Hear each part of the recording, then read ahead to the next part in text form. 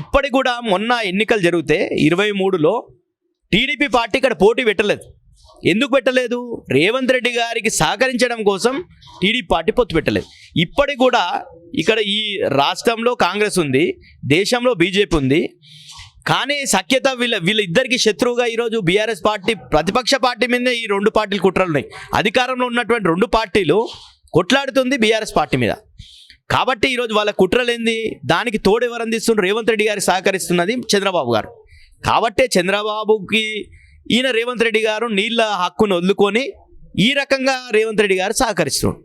కాబట్టి మేము ముందటి నుండి కూడా తెలంగాణ ప్రజల గొంతులు ఎండుతాయంటే బీఆర్ఎస్ పార్టీ కేసీఆర్ గారు చూస్తూ ఊకోరు.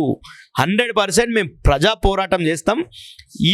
ఈ రాష్ట్ర ప్రభుత్వం కేంద్ర ప్రభుత్వం మెడలు ఉంచుతాం. కృష్ణానది జలాల్లో ఎంతైతే వాటర్ రావాలో తెలంగాణకు, ముఖ్యంగా పాలమూరు, రంగారెడ్డి, నల్గొండకు, హైదరాబాద్కి రావాల్సినటువంటి నీళ్ళ విషయంలో ఎట్టి పరిస్థితిలో వదులుకునే ప్రసక్తి లేదని చెప్పేసి బీఆర్ఎస్ పార్టీ కుండలు బద్దలు కొట్టినట్టు కేసీఆర్ గారు స్పష్టం చేసి. ఇంకోటి రూలింగ్ పార్టీ వాళ్ళు ఏమని కామెంట్ చేస్తున్నారు అంటే ఇంట్లో వాళ్ళకే న్యాయం చేయండి, ప్రజలకి ఏం న్యాయం చేస్తారు? ఎస్పెషల్లీ కవిత గారు రాజీనామా కావచ్చు, కవిత గారు చెప్పిన కొన్ని మాటలు కావచ్చు. సో దీనిపైన మీరు ఏమంటారు?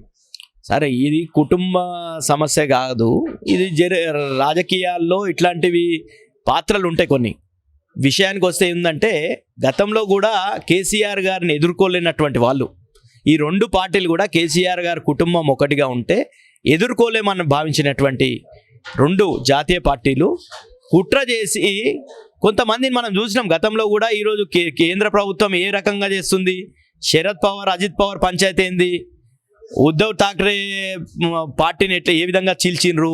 ఇట్లా మనం చూసుకుంటూ పోతే దేశంలో ఎన్నో పార్టీలను చీల్చినటువంటి చరిత్ర కాంగ్రెస్కు ఉంది, బీజేపీకి ఉంది. వాళ్ళు ఈరోజు కుటుంబాన్ని చీల్చే పని తెలంగాణలో పెట్టుకోరు. ఎందుకంటే తెలంగాణ సమాజం అంతా కూడా కేసీఆర్తోనే ఉంది బలంగా అనేది ఇప్పటికి కూడా ప్రజలందరూ కూడా ఎందుకు కూడగొట్టుకున్నామనే ఒక అభిప్రాయంతో ఉన్నారు. కాబట్టి వీళ్ళ కుటుంబంలోనే విభజించాలనే ఒక పాలసీతోని రెండు జాతీయ పార్టీల కుట్రలో భాగంగానే ఈరోజు కవిత గారు మాట్లాడుతున్నారు.